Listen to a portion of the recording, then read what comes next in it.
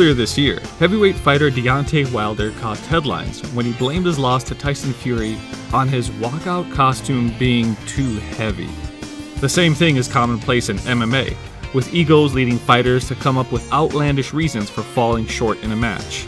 In today's episode, we look at the biggest examples. Welcome to the INC, and these are 5 of the worst excuses for losing an MMA fight. BJ Penn's excuses led to one of the biggest MMA scandals of all time. Returning to the UFC in 2006, Penn had solidified his place as one of the best pound-for-pound fighters in the world, and after a dominant win over Sean Shirk, he earned a match with welterweight champ Georges St. Pierre at UFC 94. The fight was one of the most eagerly anticipated in MMA at the time, with Penn aiming to become the first fighter in UFC history to hold 2 titles at the same time. Following a competitive first round, Penn was overpowered by the much larger GSP, before choosing to retire on his stool prior to the start of the 5th round. Most fighters would accept being beaten by the bigger man. Instead, Penn filed an appeal with the Nevada State Athletic Commission, suggesting GSP had used an illegal greasing agent on his body during the fight. While GSP's cornermen can be seen wiping excess Vaseline during rounds, the amount wasn't enough to have any meaningful impact, but it didn't stop Penn from consulting a team of experts, and his mom, to argue the case.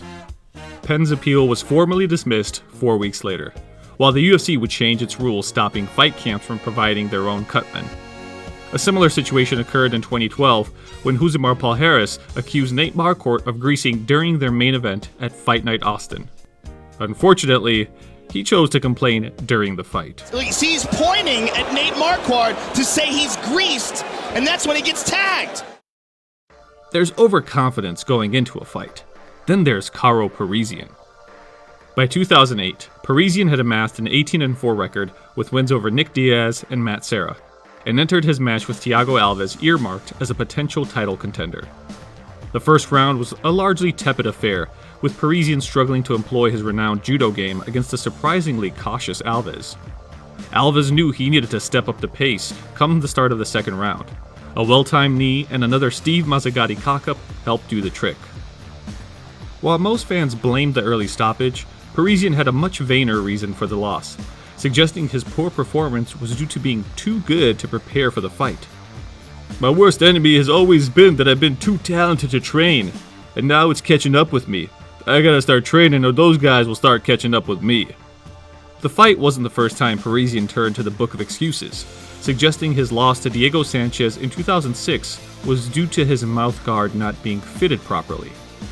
Parisyan's true problems would emerge 10 months later, after testing positive for multiple banned painkillers following a win over Dong Hyun Kim at UFC 94.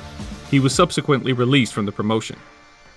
Parisyan last fought for the Extreme Fighters promotion in 2017, and currently holds a record of 24 wins and 12 losses. Quinton Jackson's post-fight excuses nearly caused an international incident. After amassing a 10-1 record with the King of the Cage promotion, Rampage was given a shot with Pride Fighting Championships and was immediately thrown in the deep end against MMA legend Kazushi Sakuraba.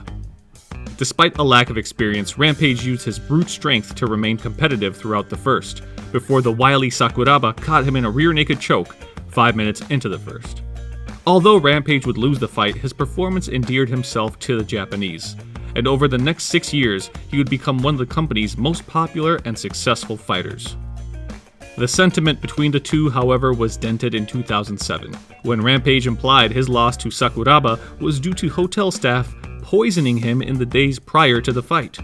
Although Jackson's comments were likely in jest, it gave further ammunition to skeptics of Pride's legitimacy over the years, especially as the win aided the popular Sakuraba following 5 losses in his past 7 fights.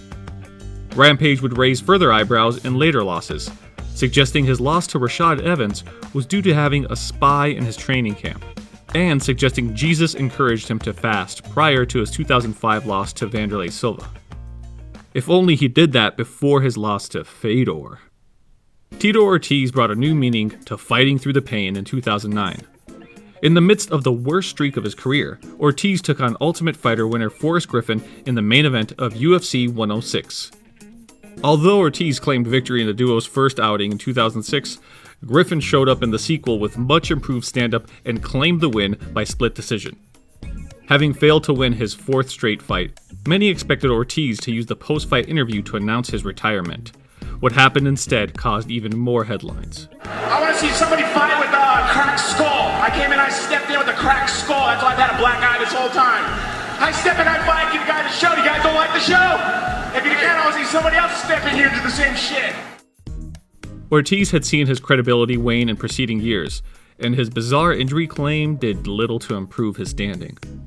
The post-fight medical confirmed everyone's belief, with Ortiz showing no evidence of a pre-existing injury and being immediately allowed to compete again, getting booked against old rival Chuck Liddell on the 11th season of The Ultimate Fighter.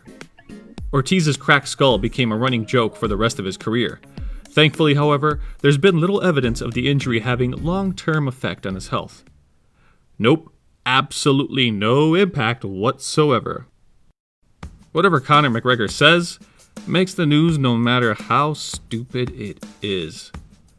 After 2 years of boxing matches and off-field scandals, McGregor returned to action against UFC lightweight champion Khabib Nurmagomedov. Outside of a competitive third round, McGregor was dominated by his Russian opponent before succumbing to a rear naked choke late in the 4th round. In September 2019, McGregor attended an interview with ESPN's Ariel Helwani to discuss his loss for the first time. McGregor offered a plethora of reasons for his less-than-stellar performance 12 months earlier, the most infamous being his insistence that he'd broken his foot 3 weeks before the fight. My foot was a balloon. My foot was a balloon. You want to see it? Do you know what I mean? My toes came out of the socket. A guy had to come into the cage and break them back into place. The thing ballooned out. And I hobbled in there and walked them down and did not give 2 shits. And that was with a bad camp. That was with a half-committed camp. McGregor's excuses didn't stop at his feet, suggesting his training for the fight had been too defensive-oriented and that Khabib's wrestling heavy style meant he won from a fight perspective, whatever that means. McGregor continued pushing his balloon foot over the coming months, promoting an inevitable backlash on social media, even after McGregor returned to his winning ways against Donald Cerrone at UFC 246. McGregor's bluster was put into perspective weeks later, when Joanna Jędrzejczyk claimed a victory over Michelle Waterson despite suffering her own balloon foot midway through the fight. Sadly, it wouldn't be the last time part of Joanna's body ended 3 times its normal size. And now, time for a few honorable mentions. After being knocked out by Robbie Lawler at UFC 40, Tiki Gosen had the guile to suggest the stoppage was premature. Would I take it back? No, I got a cut. Well, they stopped because of a cut. Edson Barboza blamed his 2014 loss to Donald Cerrone on blinking just before the fight-changing knockdown. Chael Sonnen had a justified reason for getting submitted against Anderson Silva. He forgot the rules. And the way I thought it worked was that if you tapped, you lost that round. So I thought what they would do is they go to a judge's decision, they go 4 rounds to 1, and we go home and I'd be the new champion. And if anyone had explained to me that that stops the bout in its entirety, I would not have tapped. This is the INC, and thank you for watching.